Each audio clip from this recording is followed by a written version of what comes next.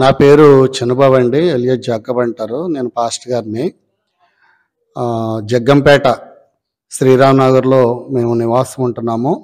ఈరోజు ఆదివారం మేము ప్రార్థనకి వెళ్ళాము. అయితే ఉదయం 10 గంటలకే మేము స్టార్ట్ అయ్యి వెళ్ళిపోయాము.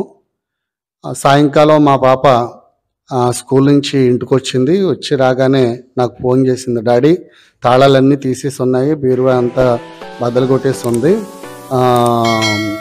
ఎంత ఏం జరిగిందో లైట్లు అవి వేసేసి ఉన్నాయి, త్వరగా రావాలా ఇంటికని చెప్పింది మా పాప. మేము కంగారు పడ్డాం. కంగారు పడి వెంటనే ఇంటికి వచ్చి చూసేసరికి తాళాలు బద్దలు కొట్టి ఉన్నాయి, డోర్స్ అన్నీ తీసేసి ఉన్నాయి ఎక్కడికక్కడ. వెంటనే మేము